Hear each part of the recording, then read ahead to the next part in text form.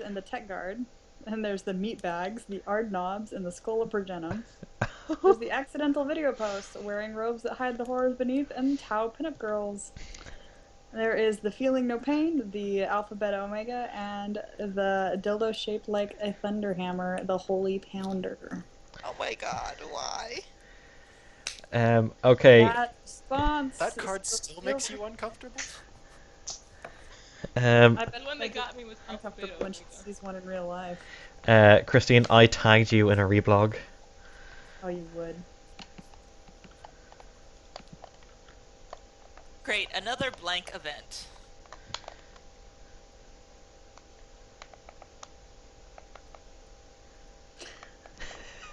Ah, I should have used one of my blank cards.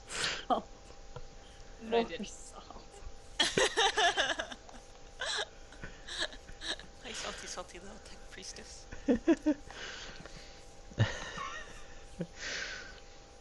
Great, another blank event. I should have used one of my blank cards, but I did. Great, another Sherlock event. Great, another Night Lords where everyone is Batman event. Great, another being really passive aggressive because you don't want to hurt anyone's feelings event. Drama, drama, drama duck. Wow, that third one though. That is me. That is actually me in a card. I am very passive aggressive because I don't want to hurt people's feelings. Oh, I'm tired of people being passive aggressive towards me because it's just kind of like, you know what? If you have a problem, let's be direct about it. Because if you're gonna be passive aggressive, then we're gonna be sitting here listening to you bitch cry. Yeah. I don't really do it like where it bitches and cries. I'm just like, okay, well, this is probably, I try to give suggestions or I just suck it up. And I'm just like, I don't know. I do it about my It boss. sounds like you actually want to solve the problem as opposed to woe is me. This person was mean to me. Yeah. Like both myself and Kate are kind of a thing of, right, this is a problem. Why is this a problem? Let's stop it from being a problem. Mike Snaga's solution is punching. Boo-hoo, she was the abusive one. It's like, no, you're the abusive one for being in a manipulative ass. Who said that? Flow chart of decision making. Can I kill it? I can't, not everybody uses your decision-making chart for things. Nick, you have one rule. One rule. And what did it end up doing? Breaking the rule and curb stomping a 6-year-old. Wait, Yeah. what? So my little brother was role-playing, we were playing like a D&D game, and my brother was playing as a Minotaur race. And this little girl who was a necromancer, she was about 6 years old, was trying to kill the party. And so she was knocked unconscious for whatever reason. But Nick, as a Minotaur, decided to curb stomp her to death because she tried to kill him. So my brother curb stomped a little girl to death. The reason that she was into necromancy was because all of the live people were mean to her. Was it? I've had a number of occasions where Oh my god. where people were killed slash curb stomped. Like at one point, I was with a rogue trader group, and they were in a chapel, and there was a gunfight, and one of them happened to shoot one of the kids that was running away. Hey! Hey, that sounds oddly familiar. Yeah. But there was another one. It was this orc was being Fun and blank. this orc was being introduced to the party. So it was the party, a couple of NPC crewmen, like on this sort of like haunted ship, and the orc that appeared. And the orc saved them, but one of the crewmen was heavily injured. We'd already called them Spock and Kirk. Kirk was injured, Spock wasn't. And so what the orc decided to do was, there's no point trying to bring him back. He's so heavily wounded. I'll curb stomp him. Out of his misery. Because the guy's name was Kirk, we decided to call the event the Kirk Stomping. Because what happened after that was Spock went into a rage, and this standard crewman managed to kill this orc. Wait, what? Yes.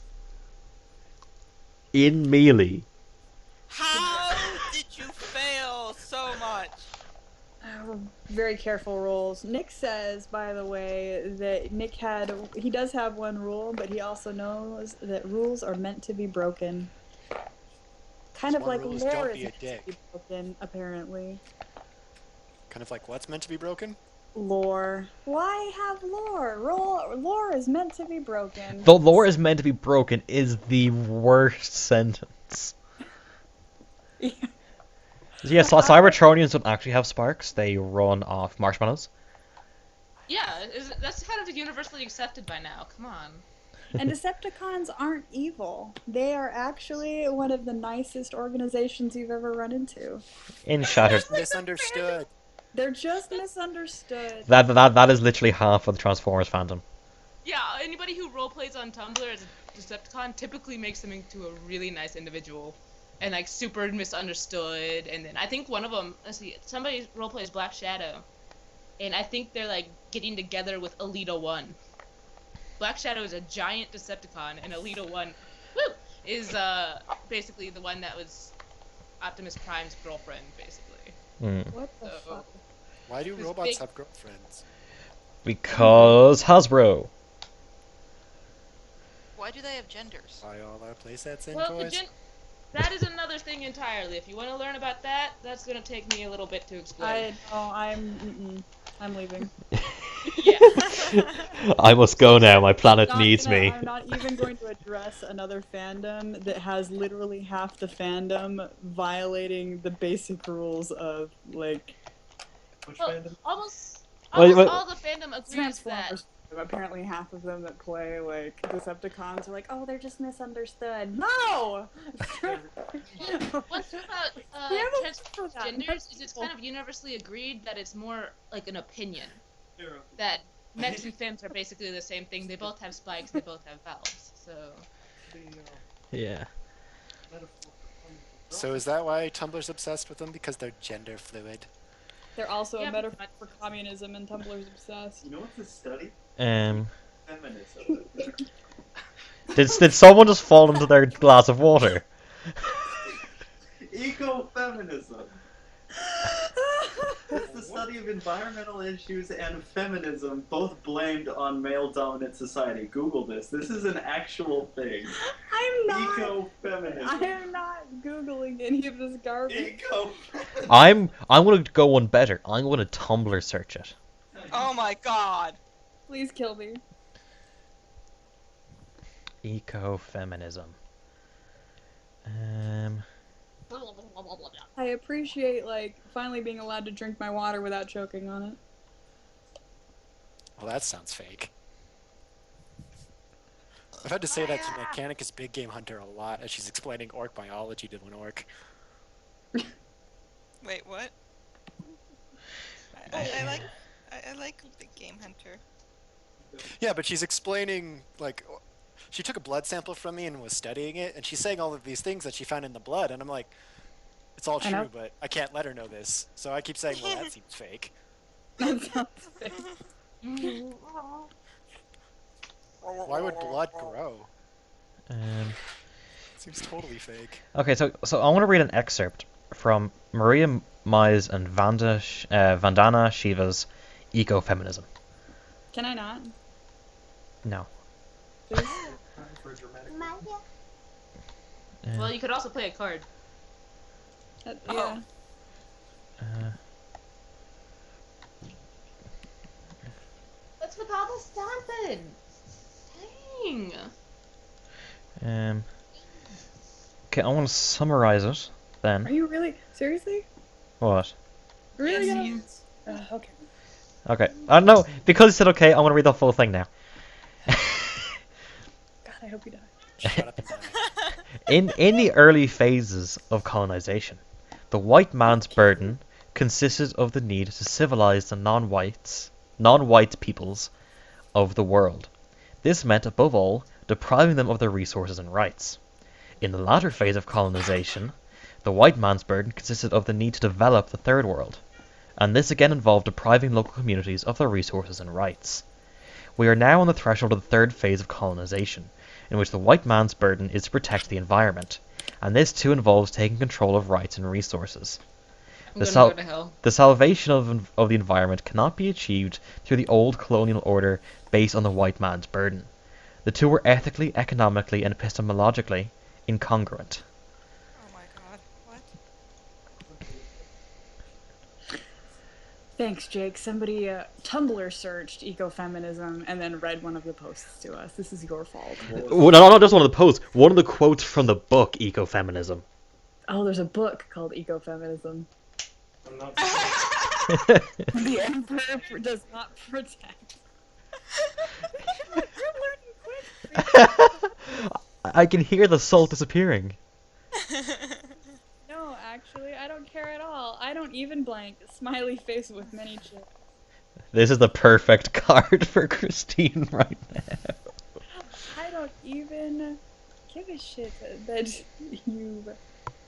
I'm not even gonna finish that. Finally, something worse than gender studies. Finally, something worse than gender studies. I don't even jump, shoot, jump. I don't even lighting incense to appease Nope, nope, machine nope. spirits. I don't even LOL so random. I don't even misandry. Yeah, I'm not even gonna light incense to appease the machine spirits because we're all gonna be unhappy together. And that's when the house falls apart. Also, incense would probably kill my father. That's not good. Yeah, I can't even wear scented lotion. She's not wrong, though. Oh, I had To be pick perfectly honest, just about anything could kill your father right now. Where are the blank you promised me? Where is it? And what is it? The correct answer is toasters. Yeah, there is a Cigarette toaster. Grey Knights, the Mary Sue Marines. Oh, a combination. Never all that card. That card is legit AF. A combination manicure scissors and cigarette lighter. Skulls for the skull throne, hitting the cervix with your dick. Shake your face. I just love how she just stops. Well, she always stops when she gets uncomfortable. Hitting the cervix with your dick. Is that something that bothers you, Zedkin? Dick? You're all horrible. Yep, that's why I play this game. You're all horrible. We're going straight to fucking hell. I'm sure Volkov could give Zetkin a good time. Blank is the rightly feared weapon of Karn the Betrayer. So for whatever reason, the cat is looking like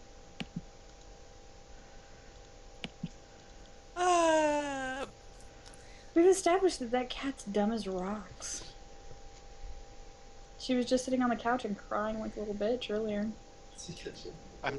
There's just more and more mounting evidence that that is Katie's spirit animal. This Katie's animal. Natasha! So did Katie text you about if you were home or not? Because she texted me, but then she didn't ever text me again. Where is she? I don't know. She just asked where I was, and I'm like, I don't know. That's me. She asked where you were, and you said you don't know.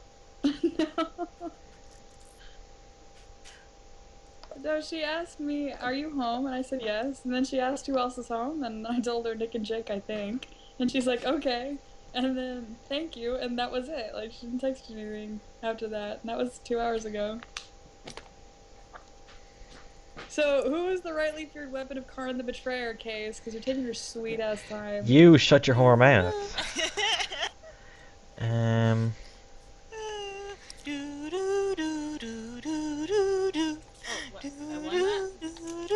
Okay, Apparently, so Rowboat Girly Man. Rowboat Girlyman, or Rowboat Guileman, however you pronounce it, is the head of the Ultramarines, who was completely sissified by Matt Ward. Okay, I don't know who that was.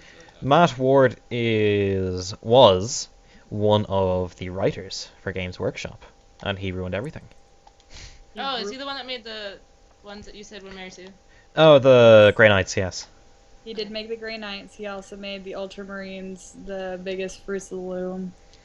He is, like, the most notorious ruiner of things. He made the death robots into Egyptian death robots with a purpose. In fairness now, I kind of liked that. I kind of like the fact that they gave That's them kinda some cool, it gives them personality. more depth. Yeah. But then we also have Trajan the Collector. Trading the Collector is essentially, the